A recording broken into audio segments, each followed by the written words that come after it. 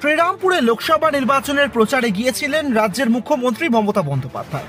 মঞ্চে স্বভাবসিদ্ধ ভঙ্গিতেই যেমন বক্তব্য রাখেন তেমন রাখছিলেন। তবে তার দিকে তেড়ে গেলেন শ্রীরামপুর লোকসভা নির্বাচনের এবার প্রার্থী কল্যাণ ব্যানার্জি। কিন্তু ঠিক কি ঘটেছে, কেন তেড়ে গেলেন তিনি মুখ্যমন্ত্রীর দিকে? রাজ্যের মুখ্যমন্ত্রী ভাষণ দিতে দিতেই আচমকা বললেন নতুন করে আর কিছুই তো বলার নেই, কারণ তিনি যা বলছেন সব জায়গায় তার সবটাই হয়তো কল্যাণ ব্যানার্জি আগেই বলে দিয়েছেন। আর এরপরই কল্যাণ ব্যানার্জি রীতিমতো তৃণমূল সুপ্রিমোর দিকে তেড়ে গিয়ে বললেন না না, তিনি নতুন কিছু বলেছেন, পুরনো কোনো কথাই তার বলেননি। এরপরেই কি বললেন মুখ্যমন্ত্রী? তিনি বললেন নতুন নতুন কি আর রোজ আকাশ থেকে তৈরি হবে, যা ছিল সবটাই তিনি বলে দিয়েছেন। ফলে নতুন করে ভাষণ দেওয়ার জন্য রাজ্যের মুখ্যমন্ত্রীর কাছে শ্রীরামপুরবাসীর জন্য আর কিছুই। ঠিক কি ঘটেছে দেখুন।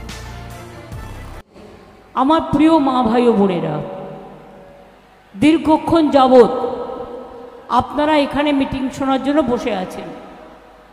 আর আমি বিশ্বাস করি আমি আসার আগে আমার যা যা বলার দরকার ছিল সবটাই কল্যাণ বলে দিয়েছে। ঠিক তো?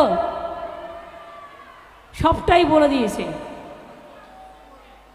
নতুন নতুন বলেছ?